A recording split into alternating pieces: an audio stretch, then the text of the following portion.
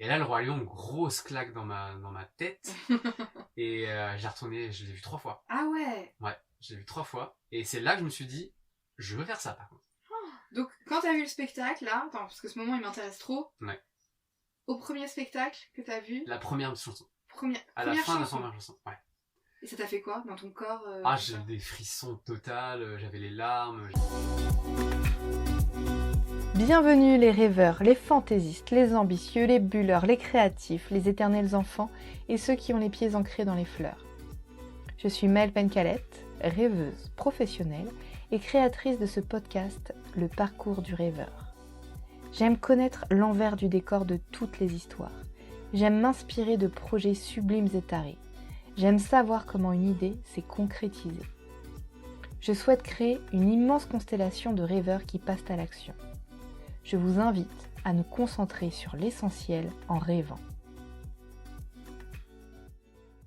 L'invité du jour est un ami de longue date. J'ai été témoin de l'évolution de ses projets. L'épisode a été enregistré 10 mois auparavant, mais nous avons de la chance, car toutes les informations sont toujours d'actualité. Je souhaite réaliser un podcast depuis plusieurs années. Chaque projet a son propre temps de gestation. Celui-ci a été particulièrement long et je remercie mon amie Emma de m'avoir boosté. Je vous souhaite une belle découverte de l'univers de mon premier invité qui envoie du bois. Découvrons ensemble comment Seb a débarqué sur les planches du théâtre Mogador en faisant un détour par la charpente. Eh ben, c'est bon, t'as ton thé, t'es bien installé. C'est parfait, on est très bien. On peut commencer. Yes. Alors, Seb, bien évidemment tu vas te présenter après. Ouais. Et là, moi, je suis un peu toute folle, parce que c'est le premier podcast que j'enregistre. Yes. C'est un rêve que j'ai depuis longtemps. J'ai déjà fait 2-3 tentatives pour en faire. Et là, c'est bon, je me suis dit, si je commence avec Seb, c'est bon, ça va se lancer. Donc c'est bon. T'avais déjà commencé à en faire Ouais, mais plutôt seule, et à chaque fois, je me décourageais. Et là, je me suis dit, non, je suis trop motivée. Donc, commence avec toi la première interview. Yes, trop bien. Donc, pour poser le contexte avec Seb, on est amis, on se connaît déjà, mais je suis sûre que je vais découvrir des choses sur lui pendant cet échange. Possible que j'en apprenne sur moi aussi en parlant en vrai. Avec toi surtout en plus. On verra bien. Donc, moi, ce qui m'intéresse, ça va être d'échanger plus particulièrement sur la facette de ta vie où tu as réalisé tes rêves. Voilà, pour si des personnes qui nous écoutent ont aussi envie de réaliser des rêves, et pourquoi pas dans le domaine artistique ou sportif, que ça puisse les intéresser. Et tout ton état d'esprit et ce que tu as mis en place, moi, va m'intéresser. Mais dans tous les cas, je te poserai plein de questions si j'ai des questions qui viennent.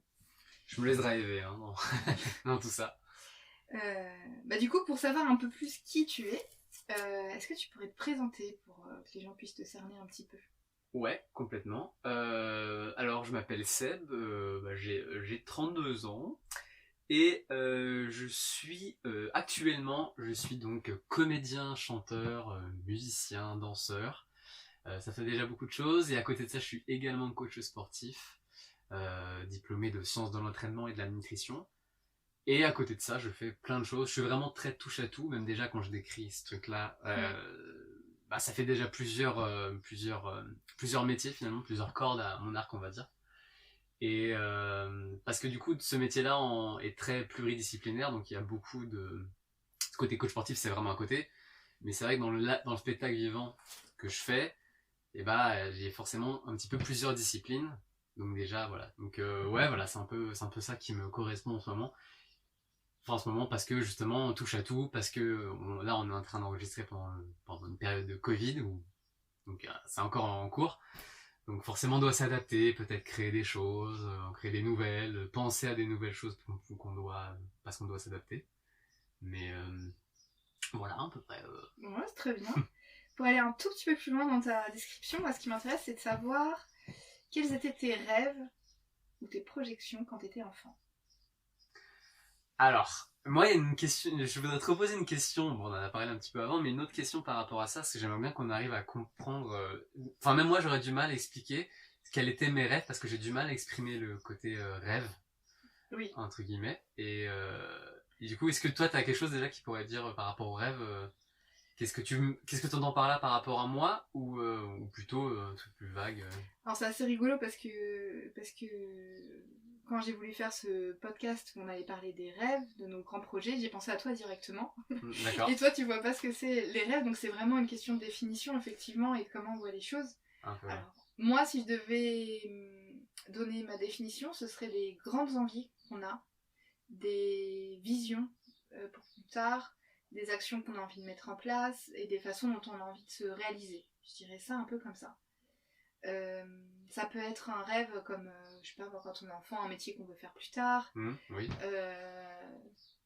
un lieu de vie où on a envie d'être, de quelle façon on a envie d'être entouré, qu'est-ce qu'on a envie de dégager comme énergie un peu parfois. Et j'ai l'impression que quand on est enfant, parfois on fonctionne peut-être aussi avec des modèles qu'on peut voir et qui peuvent nous inspirer et qu'on aimerait peut-être faire pareil. Ouais. Comme on entend souvent... je sais pas moi, des enfants qui veulent être astronautes ou Le classique. voilà, dans les classiques. Pour moi, je classifie ça dans les rêves, par exemple. Ouais. Ou plutôt, si on devait le tourner autrement, cette question, qu'est-ce qui t'inspirait quand t'étais enfant? Ok. Ou qu'est-ce qui te faisait rêver dans le sens où, voilà, qui t'inspire, qui donne D'accord. envie d'être pareil? Parce que rêve, moi j'ai du mal avec avec cette définition-là, parce que... Enfin, pas la tienne, hein, je parle du mot rêve.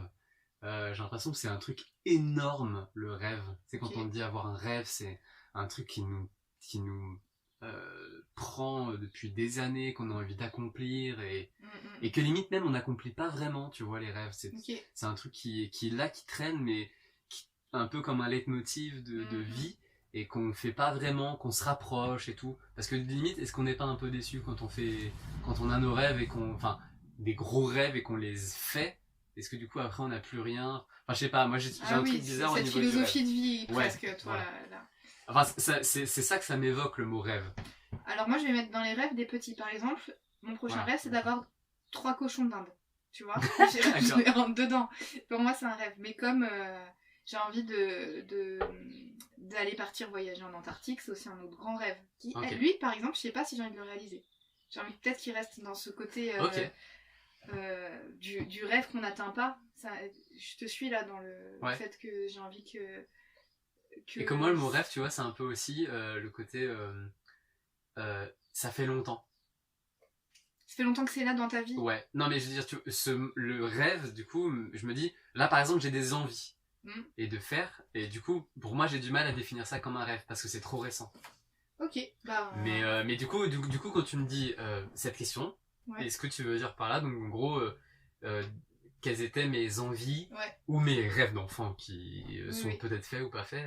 Là, pour le coup, vu comme c'était enfant, si Ouais. ça te suit jusqu'à maintenant, Ouais. pour le coup, ça dure longtemps. Et bah, alors du coup, pour répondre à ta question, donc c'est quoi? C'est quand j'étais petit, qu'est-ce que... Ouais, des images que t'as de toi, petit, et d'envie que t'avais. Alors c'est assez marrant, parce que... Mais j'ai reconnu ça plus tard. J'avais pas de rêve de métier particulièrement, ni de... Je sais quand j'étais petit, je voulais être adulte. Ça, c'était un rêve, Ok, entre guillemets. Je voulais avoir mon appart. J'ai d'accord. très vite, quand j'étais petit, je pensais beaucoup à ça, je sais pas pourquoi. Après, j'ai eu beaucoup de chance avec mes parents. J'avais, enfin, je veux dire, je suis enfant unique. Enfin, j'ai un demi-frère, mais voilà, j'ai toujours vécu avec mes parents solo. Et j'avais ma chambre, donc, enfin, j'avais pas de problème avec une sœur ou un frère, avec la chambre partagée ou avec des trucs comme ça. Donc, du coup, j'avais bien ma chambre et mon côté à moi, quoi. Et qu'au fur et à mesure où je grandissais, je pouvais tranquillement changer ma chambre comme je voulais. Mes parents étaient plutôt tranquilles là-dessus. Donc je commençais petit à petit à avoir mon petit chez moi. En gros, j'avais pas mes parents qui me saoulaient avec ça, comme ça peut arriver Ouais. souvent. Donc, du coup, je pouvais créer mon petit truc que j'aimais bien. Donc j'avais un peu ce truc-là de devenir un peu adulte vite. Je voulais vite grandir. Mais c'est bizarre, est-ce que c'est ouais, c'est peut-être un peu un rêve finalement. Et après, je sais que quand j'étais plus petit, mais donc ça, c'est ça que je voulais dire que j'ai vu plus tard, j'ai voulu être dans le spectacle. Ok. Petit déjà. Ouais. D'accord. Mais c'est vite parti après. Ok. C'est-à-dire qu'il y a eu une période, alors je sais plus c'est quelles années, mais il y avait des émissions, je regardais à la télé, de chanteurs, genre présentés par Foucault, un truc comme ça, tu vois. Je sais même plus c'est quoi le nom, des trucs des années tubes ou je sais pas quoi. Et quand je regardais, j'avais envie de chanter, j'avais envie d'être chanteur. Ok. Et après, quand j'ai commencé plus tard à être plus ado et à écouter des groupes comme Metallica, des groupes où j'ai découvert le métal, le hard rock, c'est une musique que j'écoute toujours. Et je m'imaginais en concert, moi sur scène, en D'accord, concert. ok, Et je faisais pas encore de guitare, j'en ai fait bien après de la guitare. d'accord. Mais petit, quand je commençais à écouter ça, je m'imaginais. En fait, peut-être le côté grandiose du métal, enfin le gros son fort et tout, le côté vraiment gros. Je m'imaginais une grosse scène, mais je l'imaginais moi dessus quoi. Et les autres qui me disaient, mais je me rappelais, j'imaginais, je dis un truc là qui vient de m'arriver. En gros, je me souviens totalement, c'était en voyage D'accord. sur la route. J'étais donc avec mes parents. Et moi, j'étais en voiture derrière, alors. en voiture. Ok. Et en gros, en voiture, je sais pas si vous êtes comme ça, mais moi j'aime bien quand t'es. Maintenant que je conduis, j'y pense moins, mais si t'es en train, j'aime beaucoup les voyages en train pour ça, où t'es en mode tu regardes la fenêtre, le paysage, et tu penses. Ouais, et déjà petit, voilà, ça carburait dans le cerveau à fond. Et là, du coup, j'écoutais des trucs notamment Metallica à ce moment-là, et je m'imaginais en concert, et j'imaginais mes copains me voir en concert. Et donc les copains quand j'avais cet âge là quoi, et j'étais fier de montrer ça, de dire c'est moi sur scène, enfin je sais pas, j'étais fier de dire que c'est moi ok, ça avait l'air d'avoir des émotions pour toi à ce moment-là. Ouais j'ai pensé régulièrement quand j'étais tout seul dans ma chambre, je m'imaginais en concert, et après j'ai fait de la guitare, mais c'était, et donc est-ce que je me suis mis à le faire tranquillement, peut-être, mystère, mais c'est vrai qu'en côté un tout petit peu rêve, et j'avais un peu ça. Ok. Mais c'est totalement au hasard après ce qui s'est passé. Entre guillemets. Ah, peut-être. Je sais pas. On ne sait pas. En fait, je l'ai pas cultivé. Ce que je veux dire par là, c'est que je l'ai pas cultivé jusqu'à devenir, jusqu'à ce que ça soit mon métier maintenant. Entre guillemets. Ce que tu viens de partager, pour moi, c'est ce que je placerais dans les rêves, quoi. Là, oui, là, j'entendrais cette définition comme je te dirais, oui. Ouais. Super. Écoute, toi, tu t'imaginais adulte Je m'imaginais. Alors, ouais, avec un appart. Je crois pas que je m'imaginais adulte. Enfin, je m'imaginais pas dans un. Enfin, je rêvais pas de comment je me voyais plus grand dans un appart avec telle voiture, tel truc, tel métier. C'est plus des entités. Genre, je m'imaginais être connu. Ouais, être connu aussi, ça a été un truc.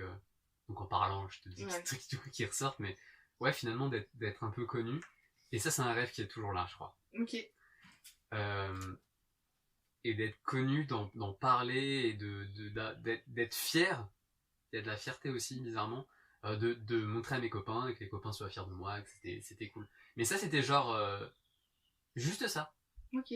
Mais pas le côté qu'est-ce que je suis à côté, c'est pas l'entité de comment je m'imaginais, c'est juste j'imaginais ce truc-là. Genre faire un live, un concert. Ok. Mais c'est tout. Tu vois, c'est énorme déjà. C'était juste des images. Ouais, ça fait presque comme des ambiances de film de ce que tu me dis. Ouais, ça pourrait un petit peu, ouais. Et quelles sont, dans cette définition-là, les grands rêves que tu as pu réaliser jusqu'à présent? Eh bien, si on part de cette définition-là que j'ai pu dire, grand rêve... Grand rêve, c'est un peu délicat de dire. Donc, c'est vrai, c'est de mon point de vue. Moi, je trouve que c'est des grands rêves, ce que tu as réalisé. Ouais, d'accord. Mais effectivement, peut-être que toi, de ton point de vue, c'est pas comme ça. En gros, j'aimerais bien que tu nous racontes comment t'es arrivé au spectacle. D'accord. C'est pour ça que... Pour ça que je dis que c'était un truc que je me rappelle quand j'étais petit, j'avais, mais comme je dis, je l'ai eu plus tard. Je me suis dit, c'est vrai, quand j'étais petit, j'aimais bien... Puis je commençais à faire des petits spectacles, devant mes parents. J'étais bon au théâtre à l'école, en primaire. Je me rappelle qu'on venait me chercher, je faisais des contrôles ou des trucs de maths. Et il y avait le prof de théâtre qui venait me chercher pour une autre classe, pour que je leur montre des choses. Parce que j'y arrivais bien. Ah ouais. Et donc il y avait des trucs où j'étais à l'aise avec ça, j'aimais bien. Mais j'ai jamais continué. Petit, j'ai jamais continué dans les trucs où j'étais bon. J'étais bon en sport, dans plein de sports. Le sport a fait beaucoup partie de ma vie aussi. Mais j'avais pas de rêve d'être footballeur, par exemple. Ok. Pas forcément. J'avais un rêve d'être bon à chaque fois quand je faisais quelque chose. Tu avais une exigence à chaque fois. Ouais. Et même ça m'a toujours suivi, hein, même maintenant d'ailleurs. On pourrait appeler ça un rêve d'ailleurs, pour moi. Enfin, ma définition, moi, Alors, ce serait quoi? d'être bon dans chaque chose que je fais. Ok. Que j'entreprends. Un sport, une création, une création, ouais. Ok. Tous les domaines, quoi.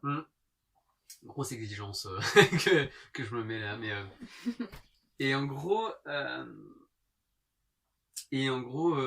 donc je cherchais pas à faire ça vraiment, donc à cultiver ce rêve d'être comédien ou chanteur et faire tout ça. Et j'ai laissé tomber parce qu'en gros je faisais des sports, j'étais bon, je l'arrêtais, je faisais ce truc là, j'étais bon, j'arrêtais, je faisais autre chose, je me laissais aller en fait au gré du vent, ce qui se passait, mais je cultivais pas ce rêve, si on dit ce truc là quoi. T'approfondissais pas dans chaque domaine, c'est juste que tu touchais à tout où t'étais plutôt bon, mais t'allais pas jusqu'au bout de chaque. Ouais, ou alors j'y touchais, mais je découvrais que j'étais bon. C'est pas parce que j'étais bon que j'y allais forcément, c'est juste que j'y allais. Et ça se passait bien. Très bien. Et du coup, du coup, j'ai un rêve qui vient d'arriver. Mais Ah, ça fuse! Je t'en reparlerai. Repose-moi la question après, limite. Du coup, un autre rêve alors. C'est ce que tu as? J'ai un grand rêve. Un vrai rêve. Et là, pour le coup, pour moi, il est inatteignable. Ok. Bah, sinon, vas-y, dis-le maintenant. Je le dis tout de suite? Vas-y. Avant, je raconte Vas-y. Je rêve de savoir parler anglais. C'est vrai? Ouais. Ok. N'arrive pas, j'arrive à faire beaucoup de choses. Enfin, tu vois, dans tout ce qu'on a un petit peu dit, je faisais un sport, je me débrouillais bien, j'ai fait un métier, je me débrouillais bien, j'ai arrêté tout, j'ai fait autre chose, je me débrouille bien. Je suis un peu comme ça, j'arrête, je continue, je suis bon. En gros, ça va, je suis à l'aise. Mais l'anglais, j'y arrive pas. J'arrive pas. Alors peut-être qu'on en parlera après, tu sais, de comment t'arrives à entreprendre des choses, à faire des choses, à créer, quels sont tes conseils et tout. J'ai peut-être des choses à dire, mais l'anglais, apprendre une langue, c'est un enfer. Gros challenge. Un énorme challenge. Et tellement que je ne pense que je n'y arriverai jamais. Ah oui, t'as cette croyance du coup là. Total. Ok. Et je m'imagine, pour dire que par exemple ma copine est totalement bilingue, pour moi je vois ça comme un super pouvoir. Mais totalement, je l'assume totalement. Donc tu as envie de réaliser un rêve de super-héros là. Ouais, c'est pas... Ouais. Genre, clac, changer le mindset, savoir penser avec une autre langue et parler une autre langue. Ouais, un peu, ouais. Même, pourtant t'es déjà parti à l'étranger. Ouais. Quand t'es allé à l'étranger, ça t'a pas aidé à... Je pense que là, si je me pose vraiment la question, je pense qu'il faudrait que je parte à l'étranger, vraiment. Et que je sois dans mon bordel et que je n'ai pas le choix. Ah oui, bon bah t'as ta stratégie. J'ai une stratégie, mais j'ai peur de la mettre en place, j'ai pas l'impression que ça va marcher parce que, comme tu viens de me dire, je suis déjà parti à l'étranger, j'ai déjà essayé... Mais t'étais entouré de Français ou pas? Ouais, un peu, ou des gens qui parlaient très bien anglais à ma place, donc... Ah non, t'étais pas c'est pour ça, j'ai peut-être pas été dans les meilleures conditions, c'est possible. Parce que moi, je connais des gens qui parlaient pas un mot d'anglais, et même en partant en Inde, et en connaissant rien, même en Inde, tu vois, il y a moyen de développer son anglais. C'est-à-dire que c'est pas le même accent qu'à Londres. Bah, par exemple, au Japon, on s'écarte totalement de ce que je racontais juste avant. C'est vrai, mais très bien. On a dit que c'était l'ambiance. Pas de soucis. Parce que qui sait, peut-être que l'anglais va t'amener encore plus loin dans tes rêves après. Bah ouais, parce que il y a vraiment des choses à faire avec l'anglais. Mais et c'est aussi une frustration, donc peut-être que je mets beaucoup de choses dessus sur l'anglais en plus. Mais tu vois, par exemple, quand je suis parti au Japon, bah j'ai pas appris à parler le japonais, mais j'arrivais à lire le japonais un peu. Enfin, l'alphabet japonais, il y a 2 alphabets, un qui est vraiment spécialisé pour le japonais, et il y a un alphabet japonais qui est un peu pour les langues étrangères en fait. Donc c'est 2 styles. Donc j'ai appris à les lire pour un petit peu me débrouiller quand je suis au Japon, à parler 2-3 mots, et par exemple à Megan, donc ma copine du coup, était étonnée de ça, que j'apprenne ça, et pour moi c'était facile, mais c'était un jeu, et donc avec l'anglais je sais pas pourquoi j'ai un blocage. Et pour le coup, au Japon, bah ils parlent pas très bien anglais, voire très mal. Mais le seul moyen de communiquer un petit peu autre que le japonais, c'est l'anglais. Et du coup, j'arrivais finalement à voir un peu l'anglais. Mais c'est délicat parce que j'arrive pas à le sentir, quoi. J'arrive pas à... Ouais, je suis sûre que tu vas trouver le chemin. Ça fait des années, hein. Ça fait des années. Ouais, ça fait des années. Faut... Bon bref, c'est autre chose. Peut-être on y reviendra sur la fin, hein. Ouais, on d'accord. va voir, mais j'ai... Ok, anglais. Je pensais pas que ça vibrait autant en toi. Ouais, non, si, vraiment. C'est vrai qu'avec Megan qui parle très très bien anglais, ça doit encore plus te titiller. Ouais, ça joue, il y a pas mal de trucs. En plus, bah voilà, elle parle anglais totalement. Elle peut regarder des séries, des trucs, du contenu. Enfin, il y a tellement de trucs. Ça ouvre le monde, quoi, tu vois. Et puis je trouve qu'avec tout le côté anglais, ça amène une autre façon de voir le monde à fond. Ouais, aussi, leur ouais. façon de penser, leur système de pensée, c'est vraiment différent de la façon française, je Ouais, trouve. ouais, Effectivement, ça peut être super intéressant. grave. Si on revient à ta façon... Mais super, bah voilà, j'ai appris un truc. Hein. Bah voilà, c'est sûr, on savait. Comment t'es arrivé au spectacle? Donc comment... Ouais, pardon. Non, Désolé mais pour très ce bien. virage, C'était ce que je recherchais. Hein. Donc comment je suis arrivé au spectacle En fait, j'ai fait... donc par hasard, en vrai. C'est pour ça que je dis que c'était... Pour en revenir à ce que je disais tout à l'heure, j'y ai pensé plus tard que petit, finalement, j'avais déjà des prémices. Mais en fait, j'ai fait totalement par hasard ce truc-là.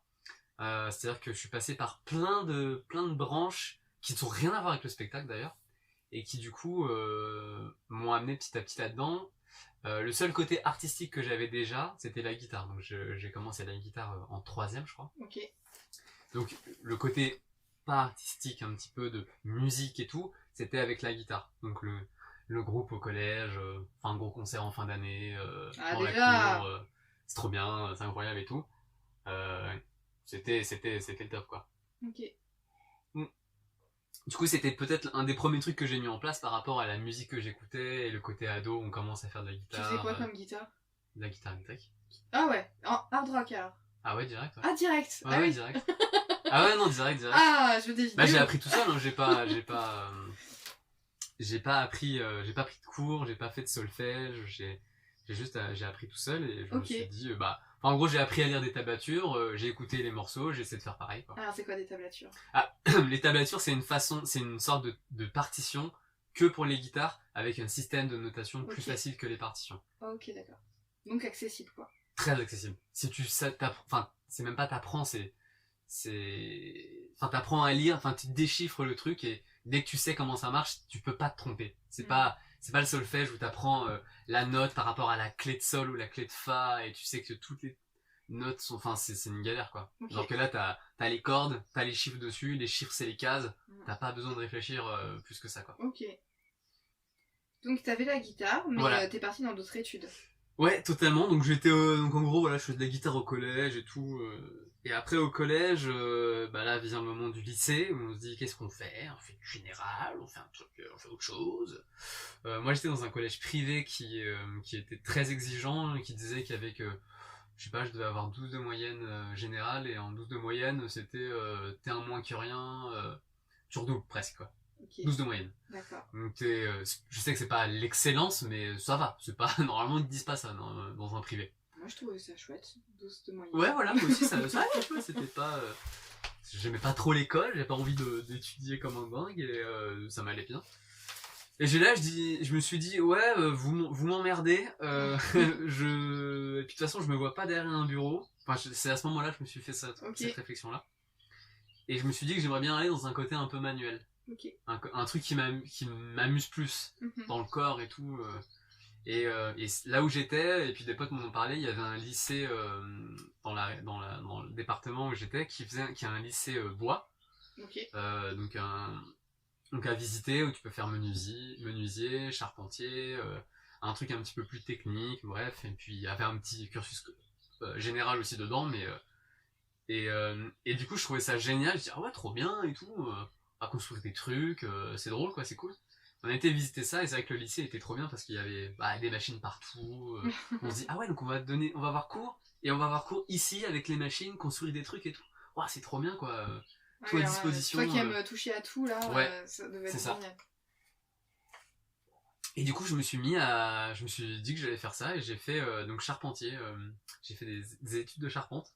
Okay. Donc j'ai fait 2 ans de BEP charpente et après un bac pro charpente 2 ans encore donc 4 ans donc après je crois qu'après le collège on a 3 ans pour avoir le bac en gros seconde, première, terminale et bac et là du coup ça me faisait 4 ans vu qu'il y avait 2 ans de BEP et 2 ans de bac pro pour avoir le bac.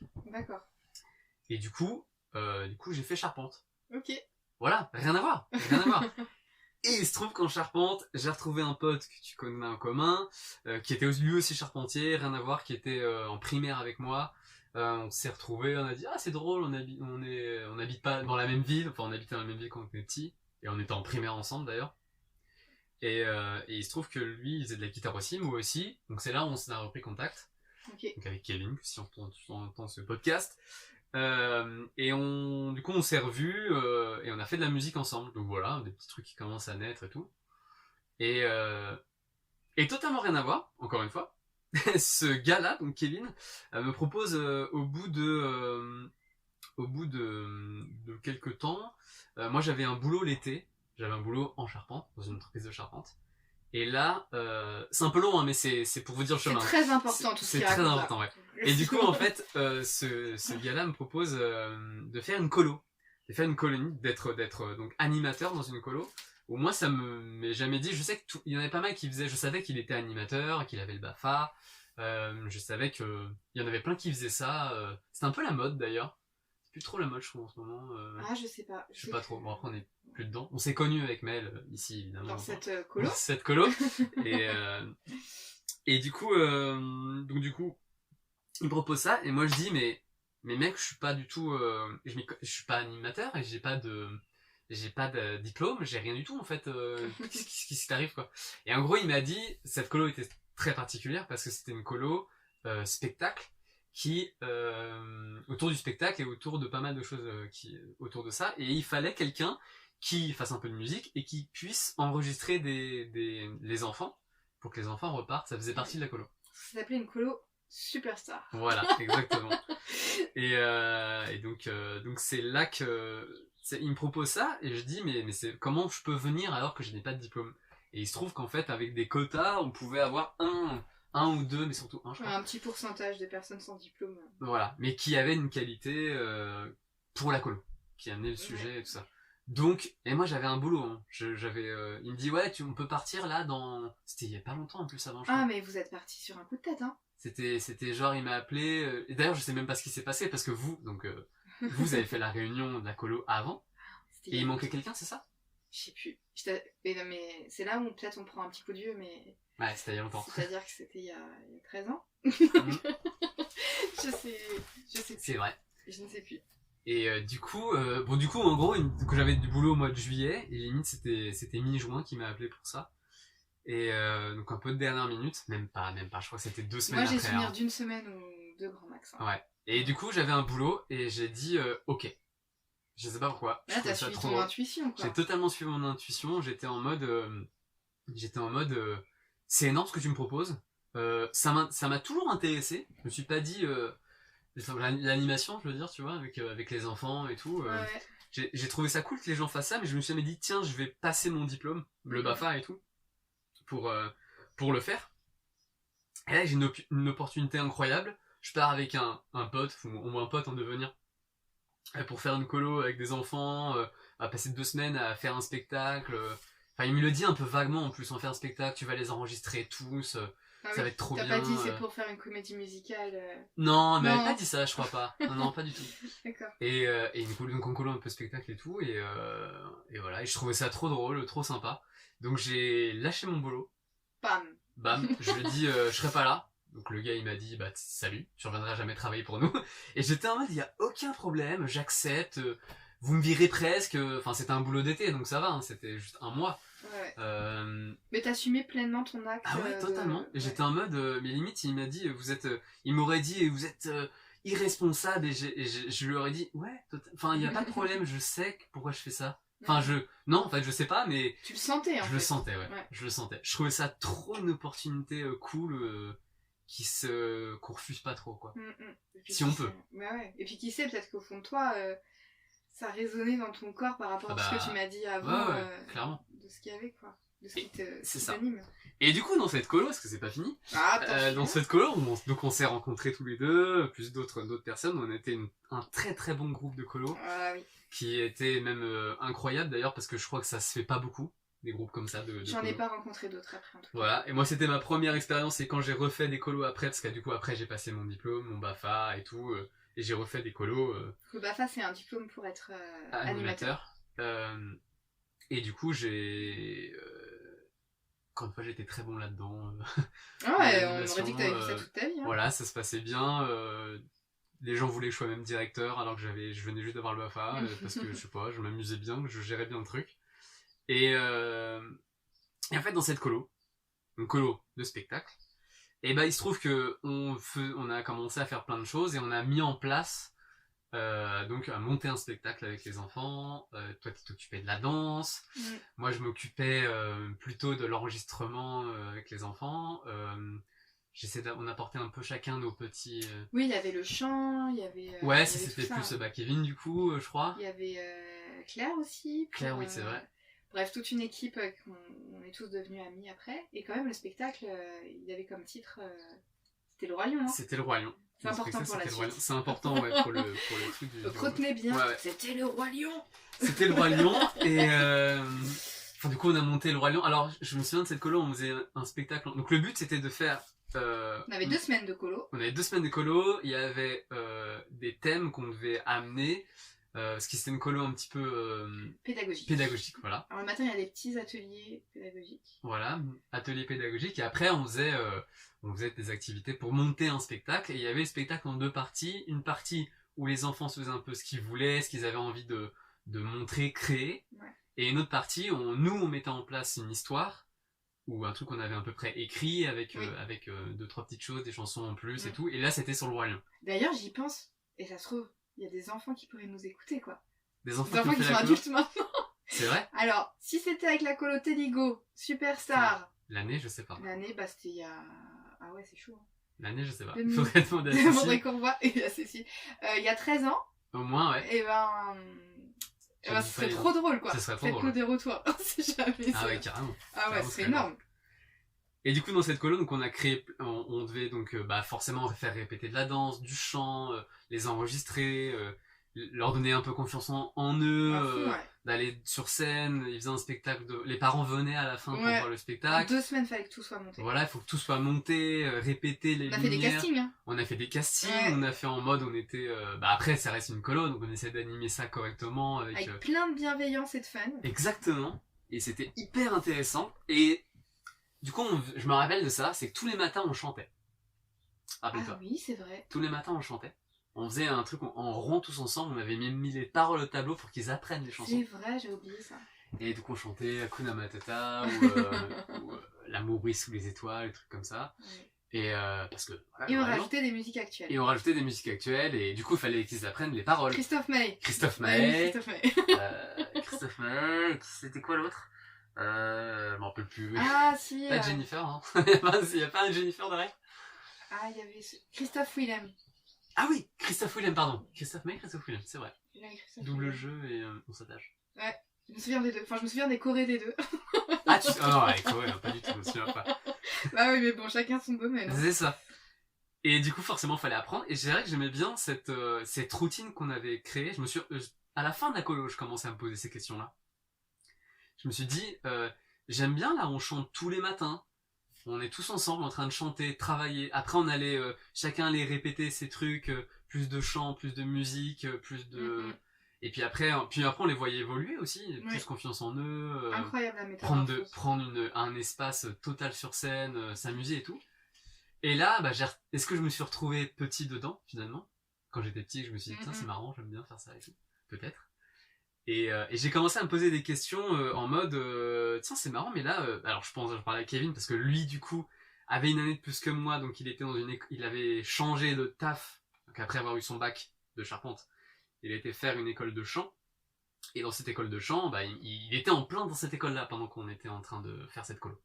C'est sa première année et du coup je parlais avec lui et je me rappelle on a eu cette discussion et genre je lui demandais ouais, tu sais ce que tu fais là quand tu chantes et tout tu sais ce qui se passe dans ton corps et tout, enfin, tu sais faire quoi, en gros. Ouais, carrément, on apprend ça. Ah, cool, ok, cool. Je pose ces questions-là, comme ça. Et après la colo, qui était une colo donc vraiment très, très importante niveau émotionnel, hein, j'ai eu beaucoup de mal à m'en remettre, je me rappelle. Je pense qu'on était comme les enfants où t'as la déprime après. Ah ouais, il y avait une vraie grosse déprime qui m'a pris au corps, voilà. Et après, donc, ce truc-là, je me suis dit, j'aimerais bien continuer à faire un truc. Donc, j'ai retrouvé un boulot de charpente après cette colo, donc finalement pour l'été je peux me faire des sous quand même. Et juste après, j'ai passé des auditions pour faire une école de... Donc comme j'ai eu mon bac, ma mère m'a dit, maintenant que t'as ton bac, tu peux faire une année de ce que tu veux, pour tester quoi. Oui, toi aussi t'avais des parents Ouais, voilà. dans cette démarche-là. Un petit peu, ouais. Complètement d'ailleurs. Et du coup, après, je me suis dit, ok, je vais faire une école de musique, quelque chose en rapport avec ça. Donc là, t'avais quoi, 19-20 ans? J'avais 19 ans. J'ai eu mon 19 bac à 19, donc 19 ans. Et la colo, 19 ans aussi. Ok. Bah voilà, j'avais 19 ans pour la colo.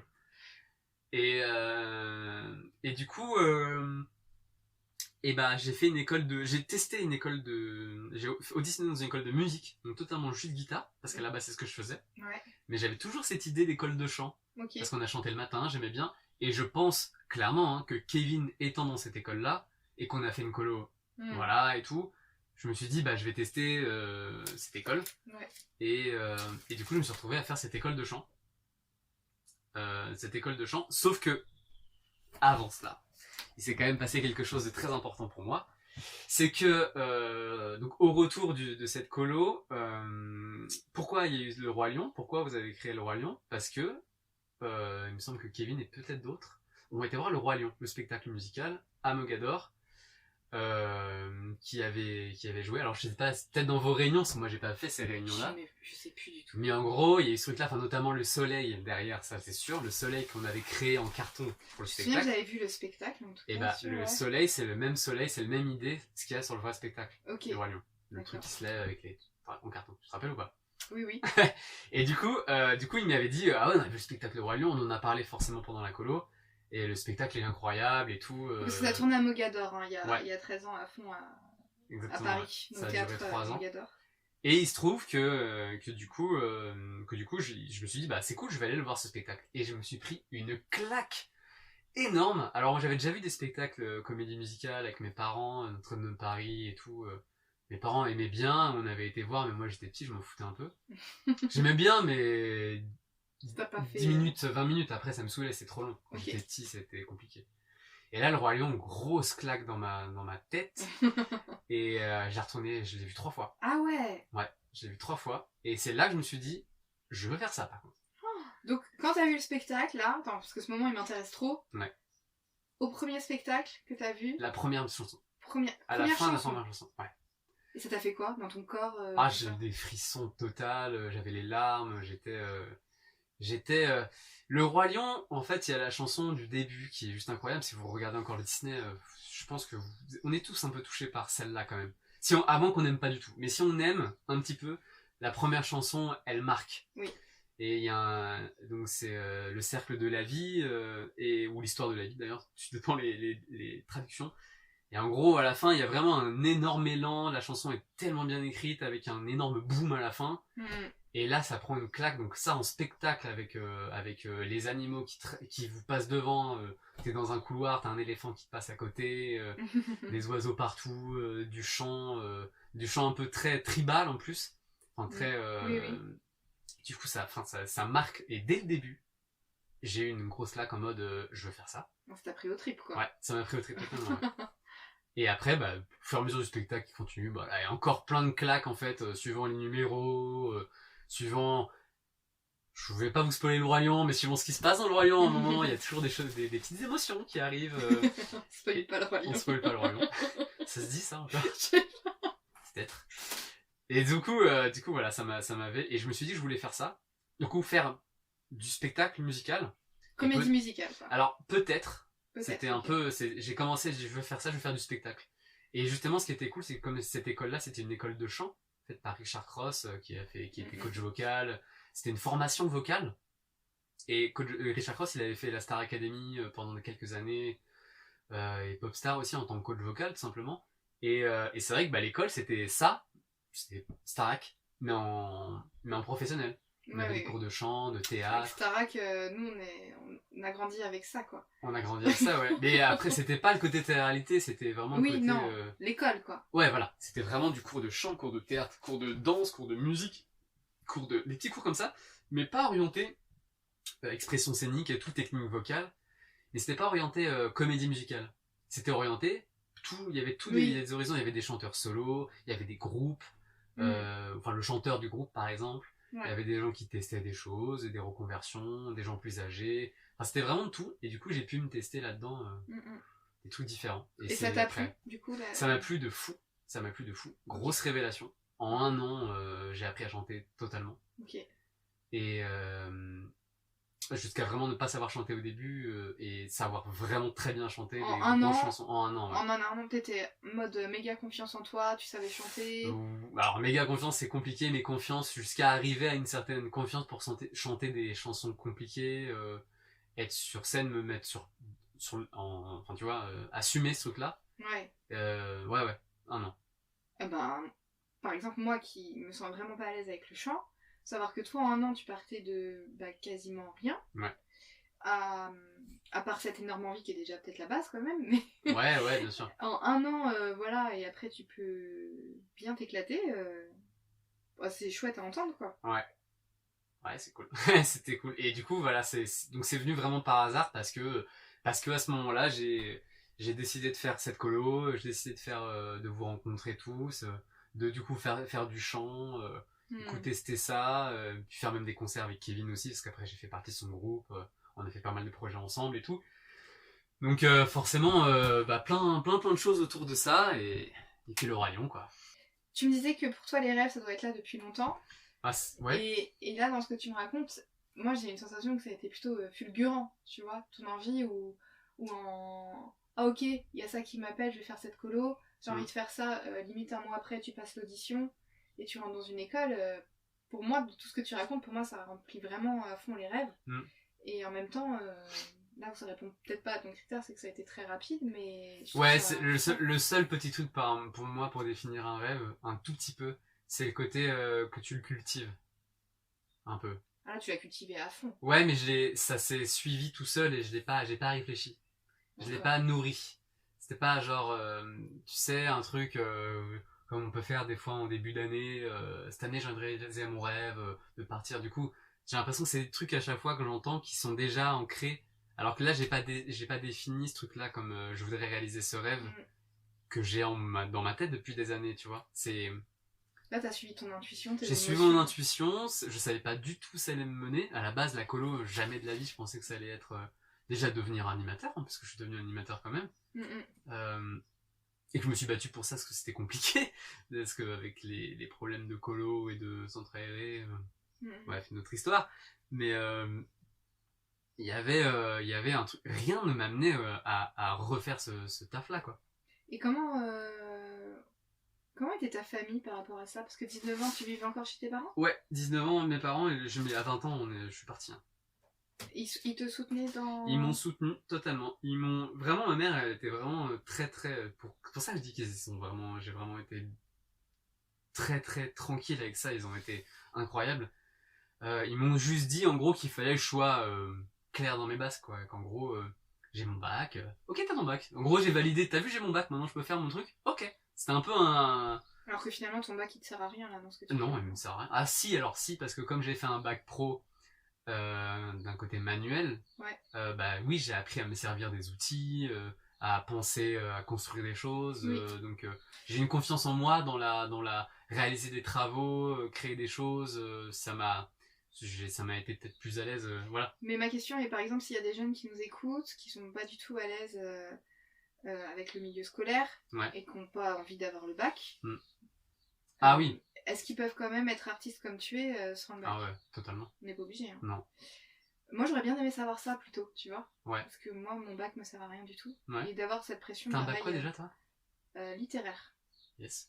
Alors je pense que ça m'a aidé à nourrir mes pensées, mais je pense que j'aurais très bien pu le faire autrement. Ouais. Mais je trouve qu'il y a beaucoup cette croyance que sans le bac on peut rien faire. On dit à tout le monde que le bac c'est la porte d'entrée. Je dis pas ça en étant contre-école mais juste on réalise ses rêves. Parfois on peut gagner du temps en suivant pas le chemin forcément classique quoi. On peut totalement perdre du temps à faire des études, des années d'études, et on se rend compte mais il y en a combien des gens qui sont tu sais, je sais pas si t'as entendu beaucoup, mais ou à 30 ou même 40 ans ils changent complètement parce que c'est juste pas leur vie. Ils se rendent compte enfin, ils s'écoutent un peu et ils se disent j'ai jamais eu envie de faire ça en fait. Et ils se rendent compte bien peut-être un peu tard.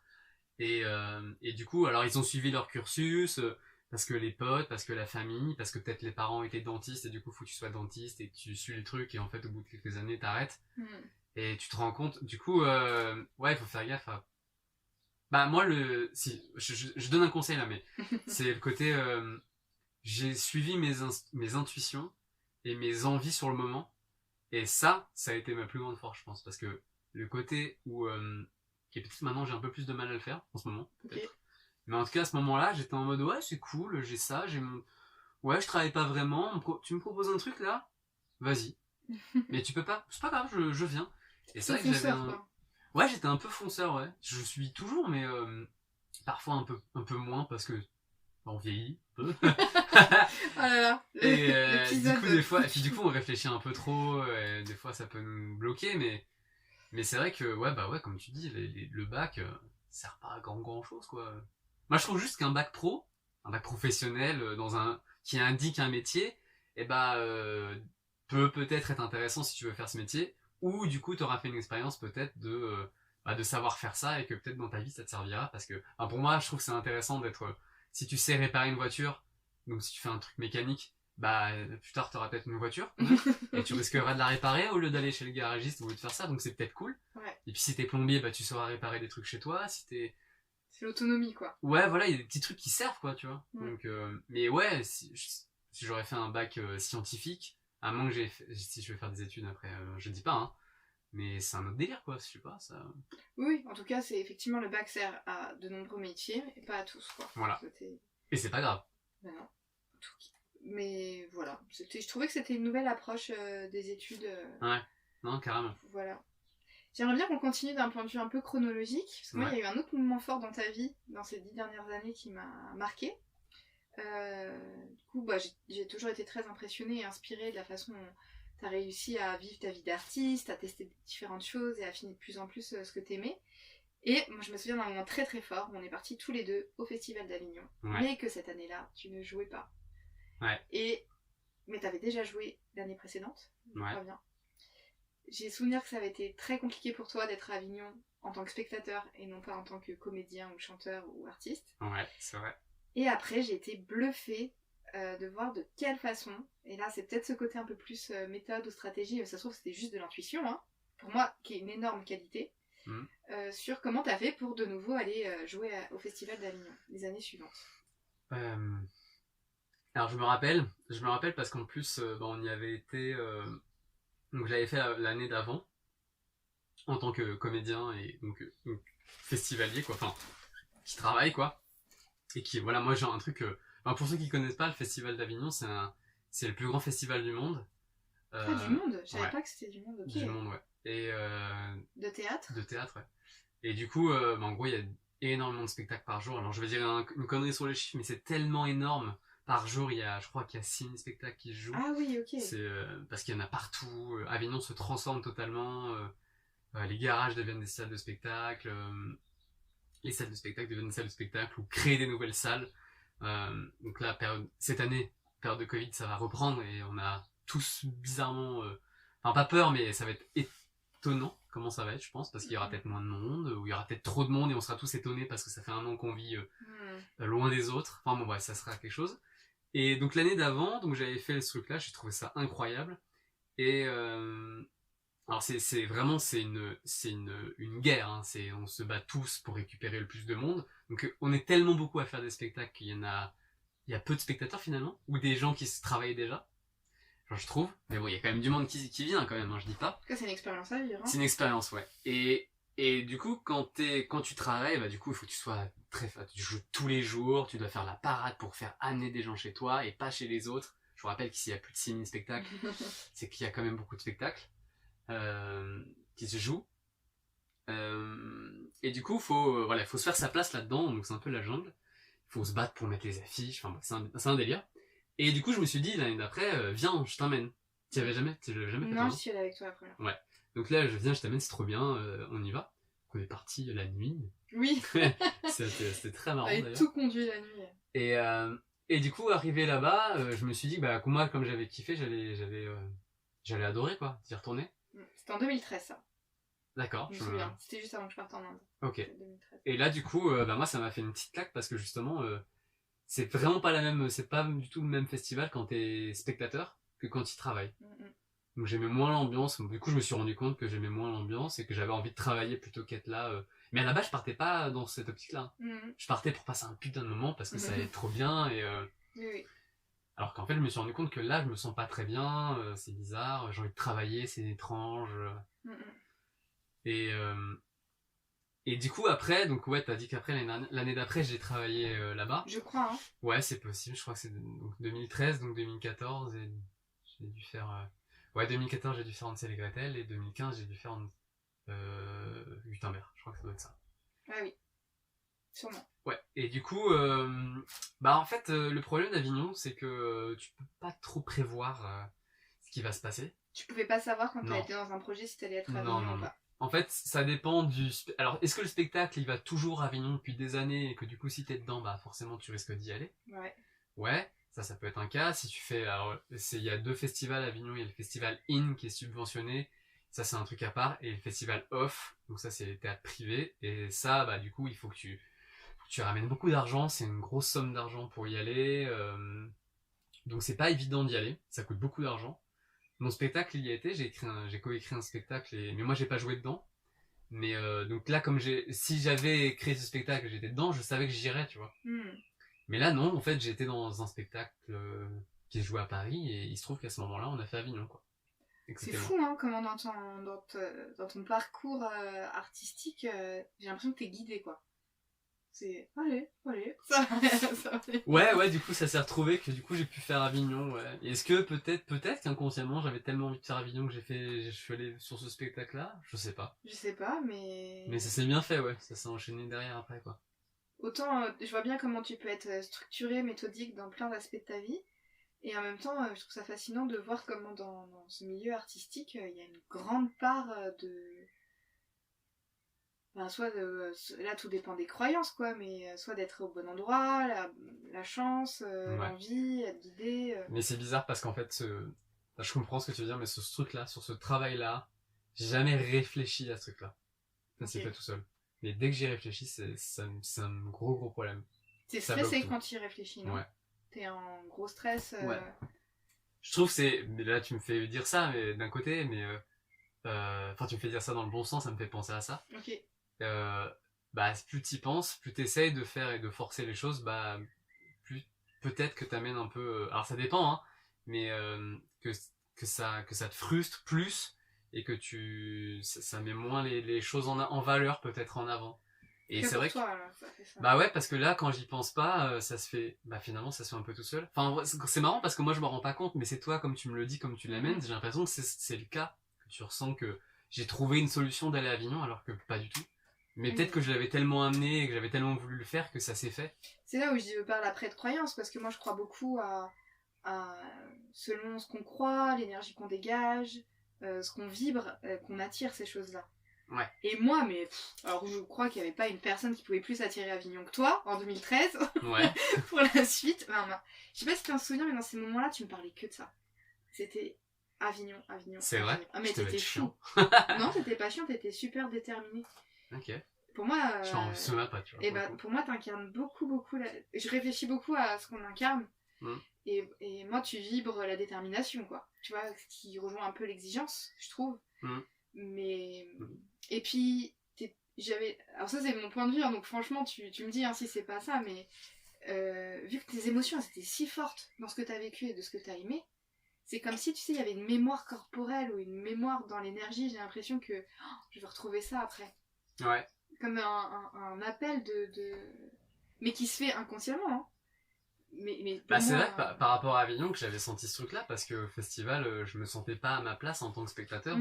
J'avais limite des mémoires corporelles de devoir me lever, d'aller presque parader, d'aller faire que limite je culpabilisais à traîner dans un bar alors qu'il fallait que j'aille bosser ou me reposer pour être en forme le soir ou pour le lendemain. Enfin, il y avait peut-être un truc là où ça me faisait bizarre d'être là, de traîner dans la ville alors que c'était une ville où j'ai envie de travailler, quoi. Je sais pas, il y avait ce truc-là.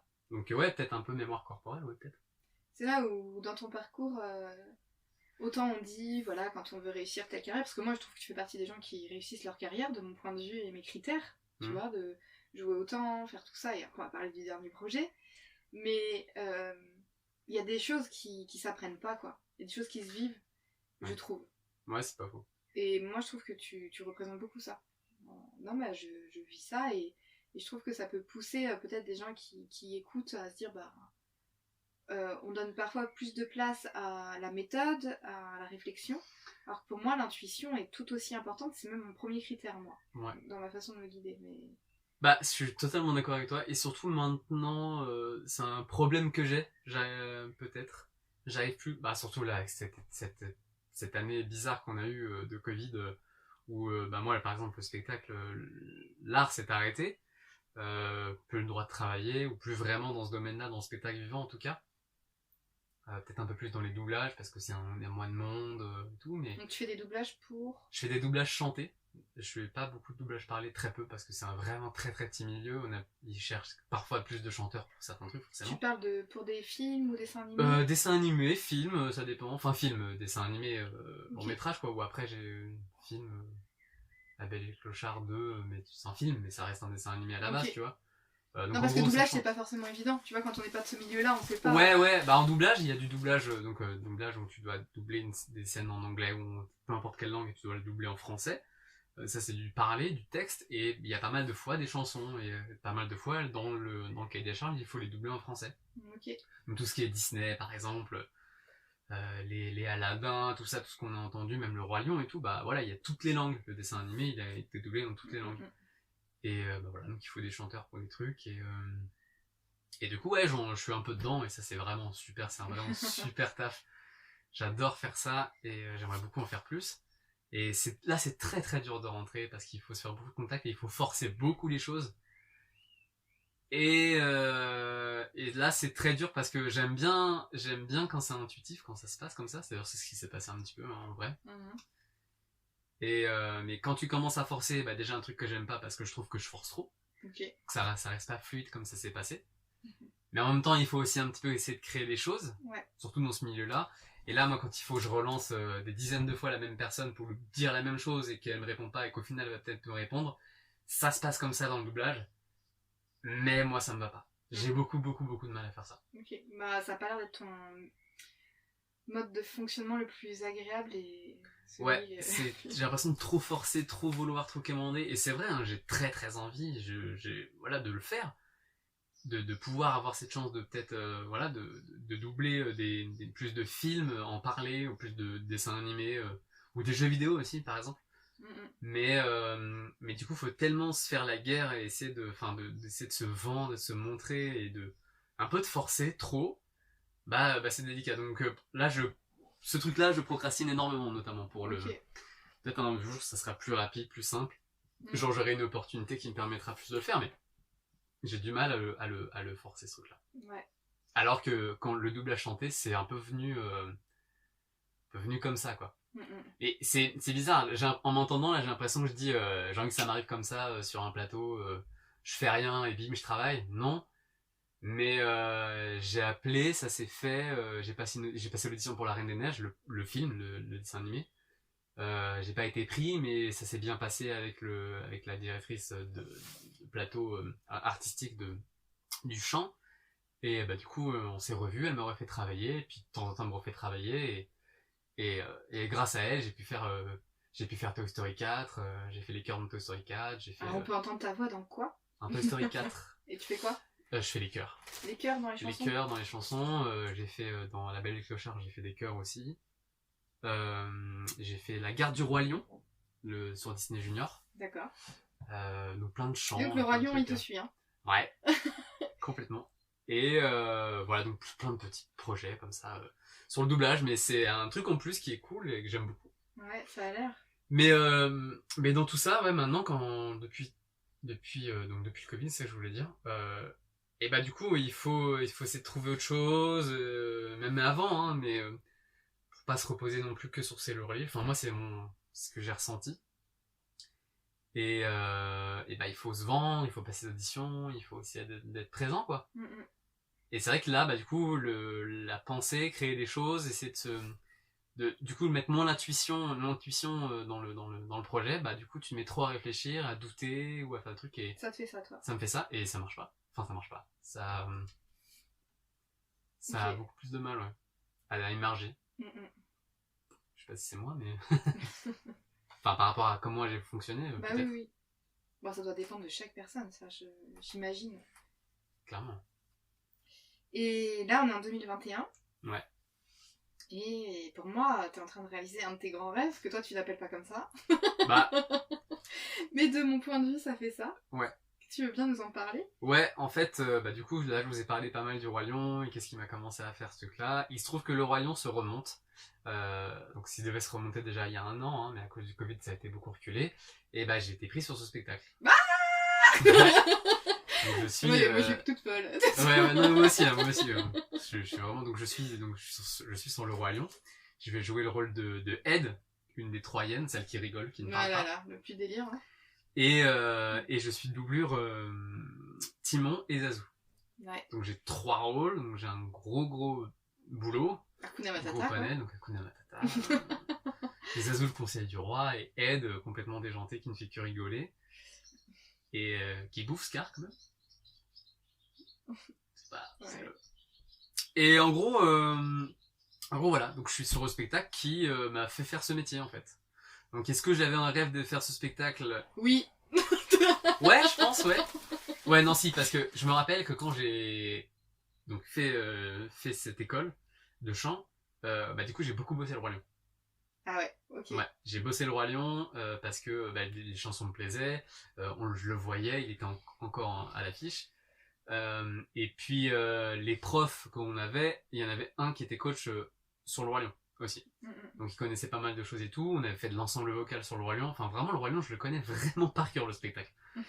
Et du coup j'avais bossé ce truc-là. Et je me rappelle qu'une fois, il y avait un prof ou un intervenant. Il avait dit c'est quoi votre rêve Ah. dans le spectacle hein Ok. Qu'est-ce que vous voulez faire dans le spectacle? Et moi j'avais dit une grosse connerie. J'avais dit j'aimerais bien jouer Simba. Alors faut savoir que dans le Roi Lion, alors il y a des cahiers des charges au niveau des spectacles.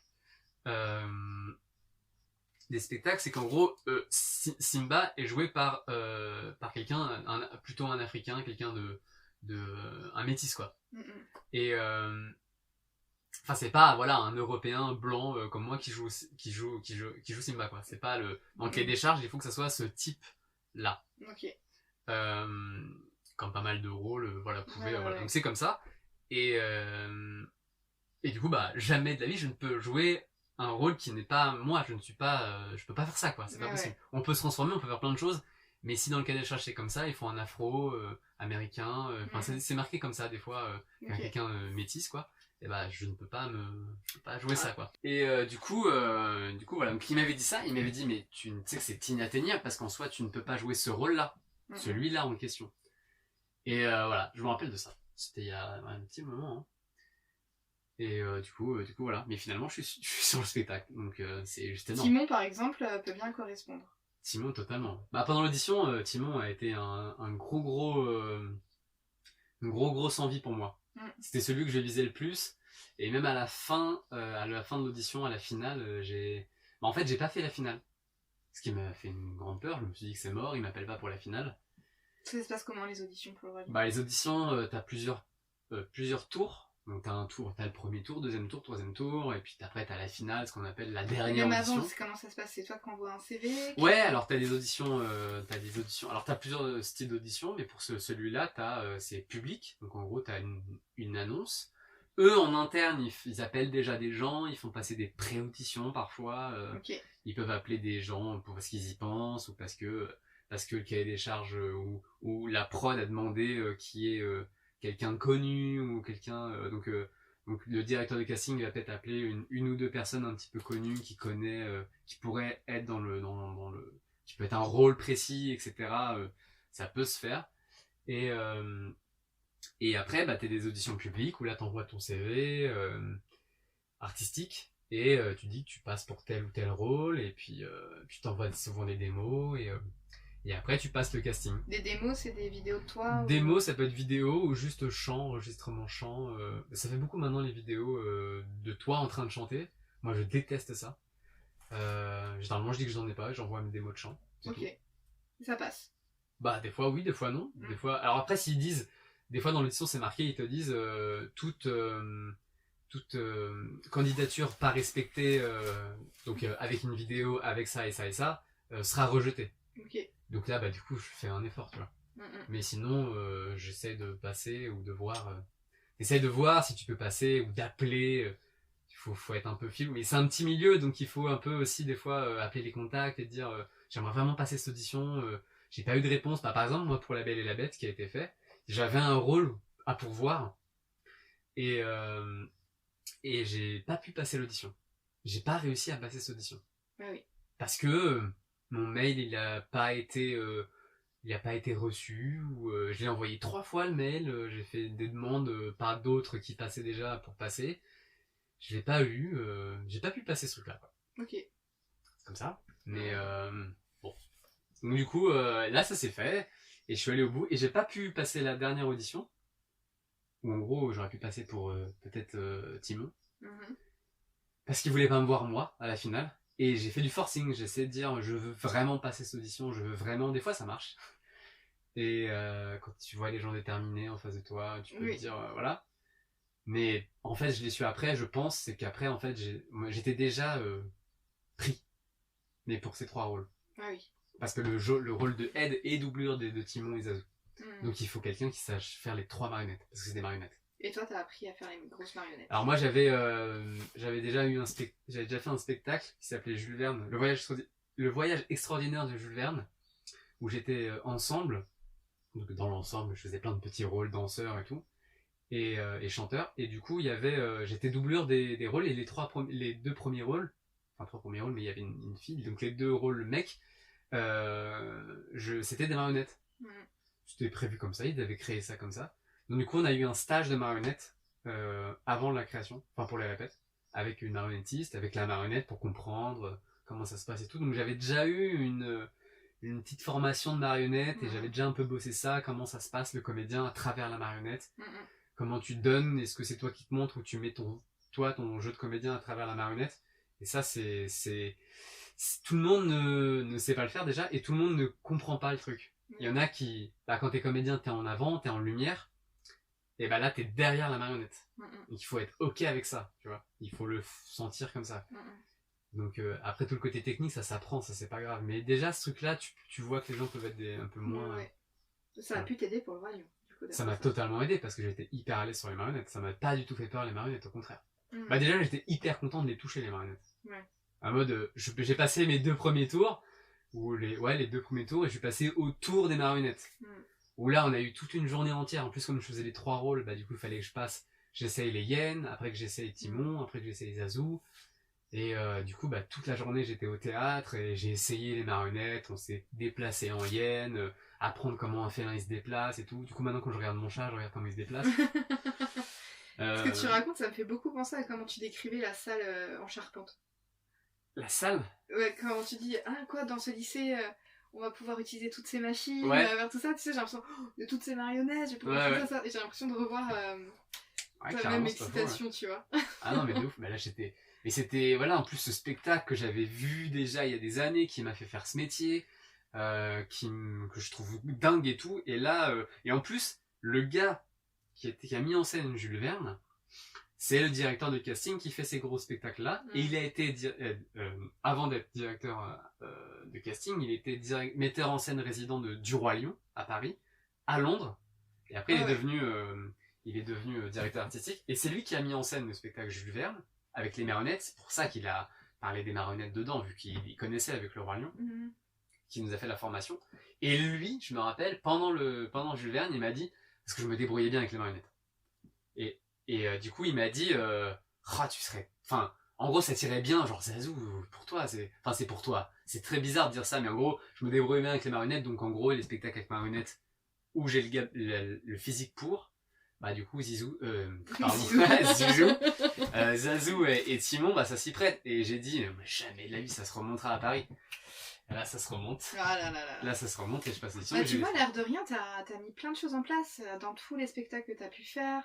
Finalement, tu t'es fait reconnaître un peu, t'as eu du réseau qui s'est créé. Un peu. Tu t'as compris le mode de fonctionnement du milieu. C'est pas rien tout ça, t'as appris ça finalement, ça s'apprend en le vivant. Hein. Je pense pas que t'apprennes ça en école. Hein. Non, t'apprends pas. Enfin, tu peux un peu apprendre, mais faut aller sur scène. Hein. Mhm. Faut aller sur scène, voir comment ça se passe, ton ressenti, toi, ton jeu, comment tu le... Mais en même temps, faut pas trop réfléchir, quoi. Il faut juste être à l'aise avec ce que tu vas défendre. Et ça, c'est pas évident hein, sur pas mal de choses, ça dépend des spectacles. Hein. Mhm. Mais si t'es à l'aise et t'arrives à te comprendre... je fais un énorme écart, mais en gros, quand tu passes une audition, il y a un truc compliqué, c'est les auditions. Mhm. Donc les auditions, t'essaies de te vendre et d'être le mieux possible pour correspondre à tel ou tel rôle et être pris. Mhm. Donc c'est un entretien d'embauche plus. Mhm. Vraiment plus, parce que là, tu dois être dans le moule de la vision du metteur en scène ou de la création, quoi. Mhm. Et ou essayer de leur faire changer d'avis Ouais, oui. parce que t'étais incroyable à l'audition. Donc, c'est pas évident, mais ça arrive, hein, ça arrive Mhm. complètement. Et en fait, pour faire ce truc-là, donc c'est pour ça que je dis que c'est un entretien d'embauche plus, parce que c'est comme si tu avais des questions, mais là tu dois montrer ton jeu. Donc c'est comme si tu faisais un entretien d'embauche où tu montrais ton travail. C'est comme si on te faisait un test, montre-moi comment tu travailles, tu vois. Donc déjà, ça se passe pas trop dans les entretiens. Un entretien, juste tu discutes, Oui, et si ça se passe, ça se effectivement. passe. Mais tu sais pas comment il travaille, le gars. Là, tu montres un peu, tu vois. Mhm. Et en plus de ça, tu montres, mais en même temps, t'es jugé physiquement. Oui. Alors, t'es jugé physiquement aussi sur un entretien d'embauche. Hein. Je sais. Oui, c'est mais là, pas... c'est encore plus. Bah oui, parce que du coup, tu peux être jugé sur, bah non, t'es un peu trop petit. Mm. Je vais pas grandir, les gars. Je suis petit, genre, je vais pas grandir, là. À part si je suis adolescent, je peux grandir encore, voilà, tu vois. Mhm. Donc, c'est chaud, quoi. Genre, ouais, non, on va prendre quelqu'un, parce que cette personne-là est plus typé méditerranéen, toi, t'es un petit peu trop blanc, C'est donc on chose a que tu pris... peux pas contrôler. Quoi. Tu veux pas contrôler. Elle, on la prend parce qu'elle est rousse, toi, t'es brune, genre, what, tu vois. Et ça, c'est hyper dur de... Donc, en fait, il faut réussir à lâcher prise de ça. Et en fait, il y a une interview de Bryan Cranston, je sais pas si le papa dans Malcolm, Ah oui, celui qui a d'accord. fait Breaking Bad aussi. Ok. Et lui, il a fait une interview une fois, et de temps en temps, elle m'a beaucoup marqué, et ça peut, pour se remotiver, ça peut se remettre. En fait, lui, il dit, en gros, si je fais mon taf, moi, en fait. Je suis en audition, je fais mon truc, je montre ce que j'ai à faire, et enfin, en gros, il fait son taf, et maintenant, les autres, eux vont réfléchir. Mais toi, t'es plus le maître, en fait. À ce moment-là, tu fais ton travail. Comme t'es à ce moment-là de montrer telle ou telle scène avec ton background, ton émotion du moment et tout. Et si t'arrives à être à l'aise avec ça, bah, en fait, c'est là où lui apparemment a commencé à émerger et à réussir plus. Authentique, quoi. Ouais, totalement authentique. Mais enfin, surtout essayer de pas me rentrer dans le moule, dire non, je suis comme ça, mon art est comme ça. À ce moment-là et en fait je suis serein avec ça et je le montre comme ça et maintenant tu fais ton taf si tu me veux si tu me veux pas tant pis. Donc c'est un gros travail de confiance en soi, Exactement. de légitimité, Ouais. d'authenticité. Mm. Parce que moi de ce que j'entends de ça, ça me fait penser même dans mes autres facettes de mon travail. Ouais. C'est moi je fonctionne de cette façon, je peux pas plaire à tout le monde. Ouais. Si je te conviens, je suis sûre que ça va être extraordinaire de travailler ensemble. Oui, on avait parlé de ça déjà, je me rappelle. Si ça passe pas, eh ben je suis contente qu'on travaille pas ensemble parce que ça aurait pu être vraiment compliqué. Ouais, bah ouais. Ça me fait penser à ça, ce que tu racontes. C'est vrai qu'il y a ce truc-là. Mais après, là, je parle vraiment du milieu artistique. Bah oui. Enfin, mais t'as raison, ça se trouve dans les autres facettes aussi. Mais je te parle ça même avec mon spectacle en danse, moi ça me Ah fait bah ça, oui. tu vois. Oui. Après je suis pas dans des grosses productions, j'ai choisi de monter mon propre spectacle et tout. Oui, mais ça change rien. Ben, je crois qu'il y a quand même ces problèmes de est-ce qu'on fait ça pour plaire ou pas? Ah oui. Quelles sont les raisons pour qu'on va être pris? Quels Ouais. sont nos pourquoi de tout ça, quoi. Ah bah oui, c'est sûr. C'est sûr si tu fais un casting, toi, et que tu veux rester petit spectacle et que la personne en face, elle se dit, elle se prend pour une diva, enfin je dis elle ou il, qui veut être... ouais, ça fait bizarre parce que tu te dis, c'est pas forcément le projet, là. Donc est-ce que tu vas me dire que c'est... Enfin, on n'a pas les mêmes ambitions, tu veux quoi? Tu veux du champagne dans ta loge? Je sais pas, tu vois? Genre, des vieux clichés comme ça, ça existe, hein. Ouais, les divas, ouais. Ouais. Mais bon, c'est délicat, mais c'est marrant parce que tu vois, en fait, on a l'impression qu'on dit ça comme si c'était simple et il faut juste faire ça. C'est le travail de toute une vie. C'est ça. Et surtout par rapport à un projet, Parce que moi je dis ça, genre je dis ça comme si c'était facile et je savais comment ça se passait. Non, pas du tout. Il y a des moments, il y a des hauts et des bas, même en audition. Alors moi, bizarrement, j'aime bien les auditions. Je crois. Genre je suis stressé, hein, mais j'aime bien ce stress. Ok. Et au final, je pense être, j'aime bien ça te met dans une zone d'inconfort qui est cool. Tu te testes un peu finalement, côté un petit peu barbare tu sais de. Hard rock, Tu vois hein. Ouais, peut-être un petit peu, ouais. Allez, vas-y, go. Allez, on y va. Ouais, c'est un peu ça finalement, parce que là, il faut que tu y ailles, quoi, à un moment. Si t'hésites trop, ça se voit, quoi. J'ai des amis qui me disaient qu'elles adoraient les auditions parce que c'était l'occasion pour elles de se faire comme un grand cours, tu sais, de découvrir l'univers de quelqu'un. Comme si t'allais à l'école, quoi. Comme si tu étais quoi, quand toi, tu étais passé à l'audition ou tu faisais passer Non, quand toi, t'es en train de passer l'audition, Ouais, que t'es danseur ou chanteur, Ouais. tu vois, et que tu vas passer l'audition et il dit « Ah, cool, je vais apprendre des trucs. » Comme si t'allais faire un stage, ah oui, bah tu oui, vois. ouais. Alors, moi, c'est exactement ce que j'ai fait pour le Roi Lion. Ah oui. Le Roi Lion, je me suis dit, déjà, j'ai chanté du Bobby Lapointe. Ça m'a tué, ça. Ça me tue toujours. Bobby C'est-à-dire Lapointe, que- c'est ouais. génial. Bobby Lapointe, parce que je me suis dit, je vais proposer un truc pour viser Timon. Ok.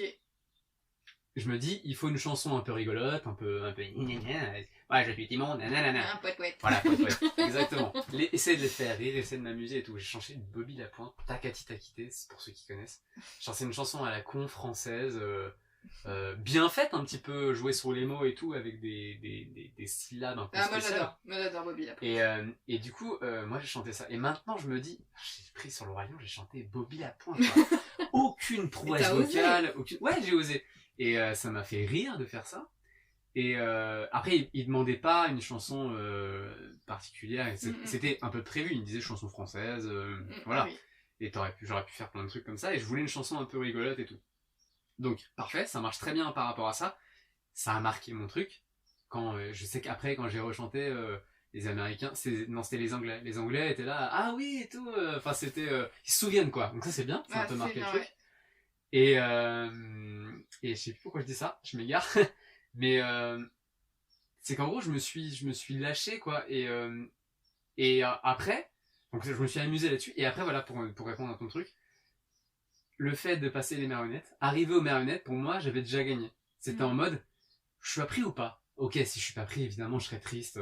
C'est facile de dire ça alors que je suis pris maintenant. Mais Oui, bah tu sais que t'aurais eu tes émotions à vivre après, quoi. voilà. Dans tous les cas. Mais là, je me dis, pendant une journée entière, je suis en train de faire les marionnettes du Roi Lion, le spectacle qui m'a fait kiffer, les marionnettes que j'ai un peu, voilà. Là, je les ai touchées, j'ai joué avec.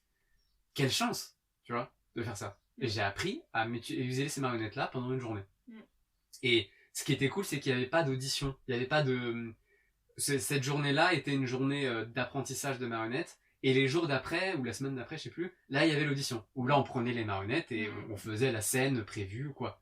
Mais pendant la semaine, le passage, la journée, pardon, d'apprentissage, ils étaient là, ils regardaient. Normalement, cette journée-là, ils viraient personne. Parce que normalement, chaque tour d'audition, ils en enlèvent, il y en a qui passent pas. Ouais. Et donc là, normalement, c'était prévu qu'ils ne fassent passer, enlever personne.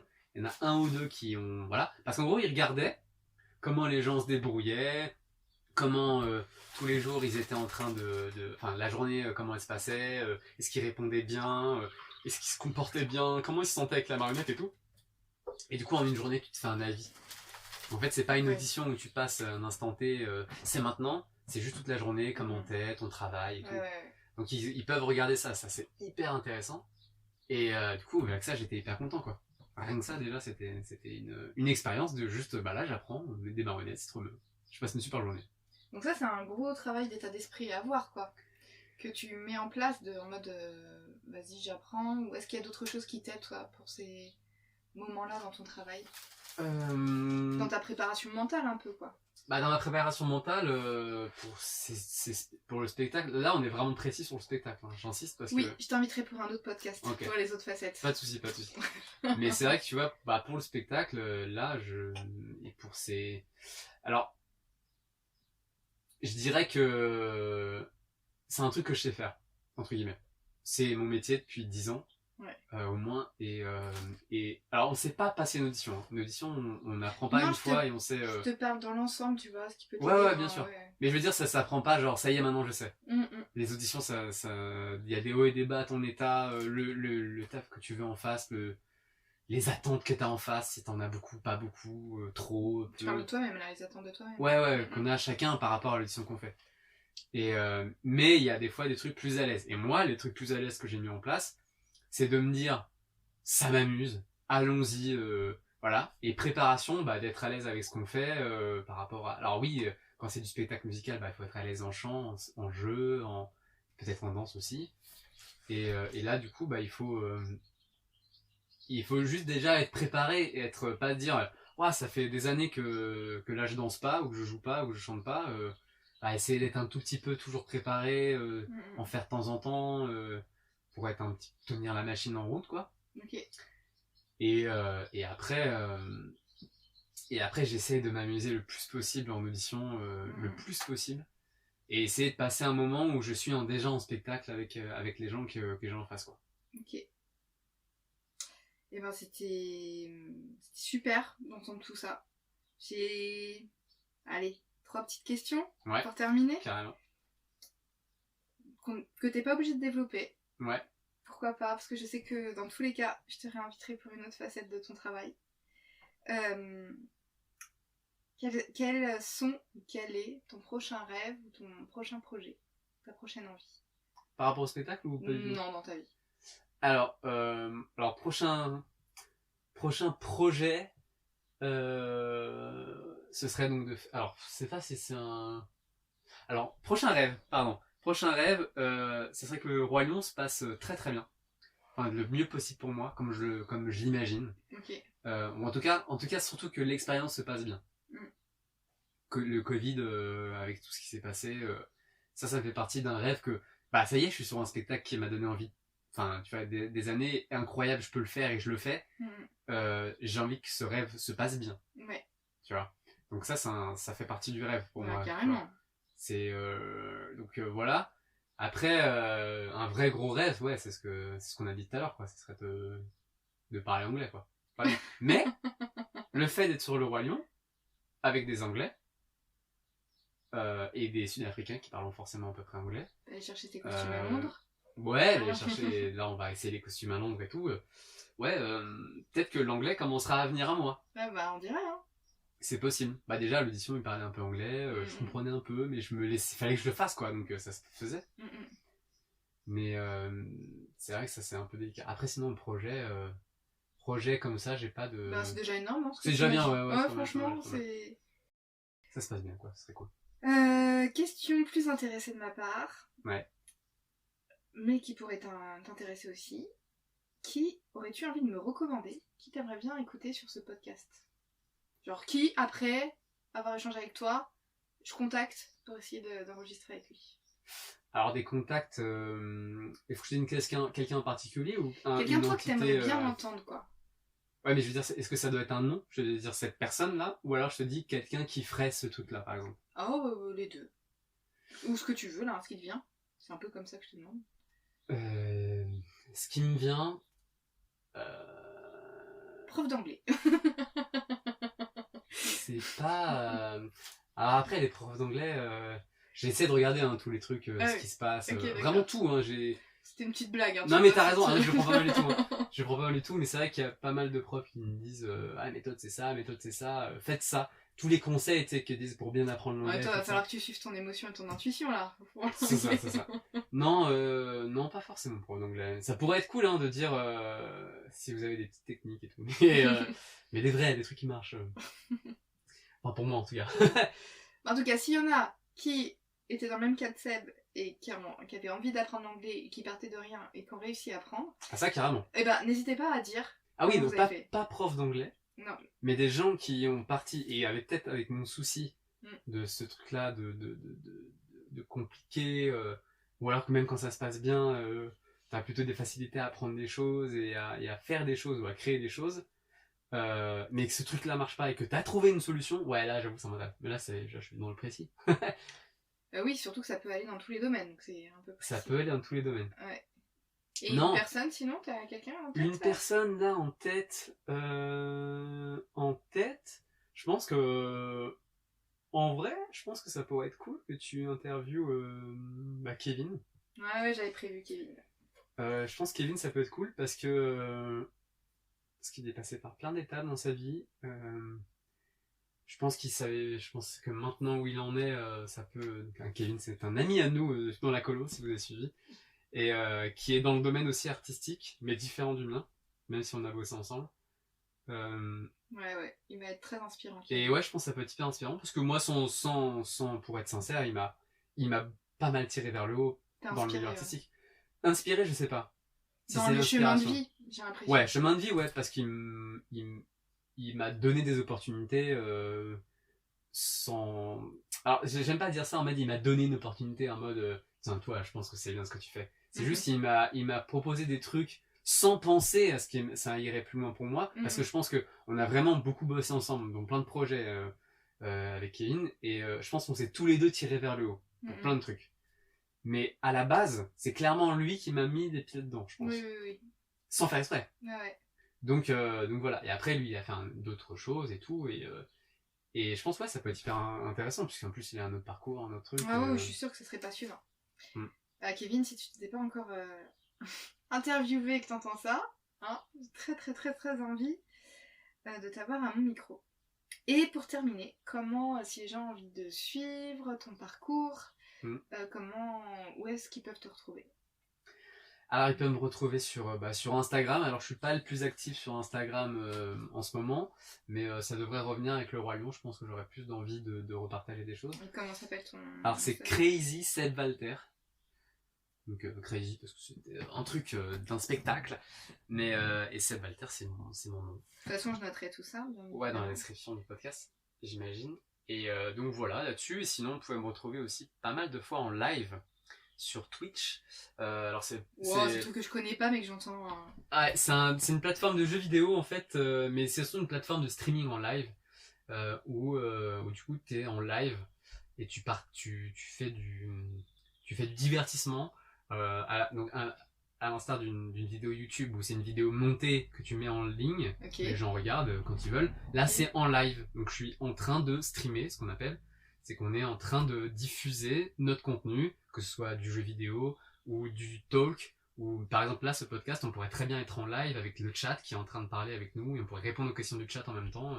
Et ça se fait beaucoup ça. Bon, tu me feras découvrir ça. Ouais, carrément. Et là du coup je fais pas mal de jeux vidéo, je fais des jeux aussi, j'ai fait de l'échange, on a discuté de sport, on peut discuter du chant, de plein de trucs en fait. On fait des jeux ensemble et tout, et c'est vrai que j'ai pas mal fait ça pendant le Covid, parce que c'est un truc que tu fais chez toi quoi. Et c'est un vrai métier maintenant d'ailleurs aussi, comme youtubeur et tout. Et j'ai fait un peu ça aussi. On peut me retrouver là et je pense que je continuerai à en faire un peu même avec le Roi Lion. Et pour essayer d'amener un petit peu de contenu artistique sur la plateforme avec le Roi Lion aussi, ça peut être cool. Et puis le spectacle du Roi Lion. Et puis sinon le spectacle du Roi Lion à Mogador, donc là on est un petit peu à Paris au Théâtre Mogador, qui normalement devra commencer le 11 novembre si je dis pas de bêtises. On a eu encore un décret dû décaler un petit peu encore à cause du Covid. Mais normalement là c'est bon, on reprendra du coup en novembre. On va pouvoir Ed et peut-être Zazou ou Timon. Mais ce sera Ed la plupart du temps bien sûr. Eh ben merci Seb, j'étais trop contente de faire ça avec toi. Ouais, merci à toi, c'était cool. Ah ouais, j'ai appris plein de choses. C'est trop bien. On aurait pu parler des heures. Je crois, c'est pour ça que je préfère couper là parce que je crois que c'est déjà un petit peu long. Ouais, non, je sais pas, pas de soucis. Et qu'on doit partir en forêt dans le Val-Sans. C'est vrai qu'on doit aller faire une petite marche. On va aller se balader. Ah voilà, quand même, on va varier les plaisirs. Et puis au plaisir de te retrouver. Et merci pour ta confiance et m'avoir aidé à lancer ce podcast. Pas de problème, merci à toi, j'ai hâte que ce podcast continue et évolue, ça va être cool. Je remercie Seb d'avoir ouvert la danse sur ce podcast. J'ai aimé cet échange dans ma petite caravane. Son récit m'a donné envie de me mettre au chant. C'est une immense sortie de zone de confort pour moi, mais je me lance ce challenge. Et vous, que vous inspire cette interview ? Avez-vous envie d'aller voir Ed au Théâtre Mogador ? Quel est votre personnage préféré dans Le Roi Lion ? Qui aimeriez-vous entendre à mon micro ? Quelles sont vos astuces pour concrétiser vos projets ? Pour ce podcast, l'idée est devenue réalité en m'entourant de personnes soutenantes. Big up à Seb et Emma. Pour clôturer cet épisode, je souhaite citer ma merveilleuse grand-mère. Fais de beaux rêves, des rêves bleus, des rêves roses, des rêves de toutes les couleurs.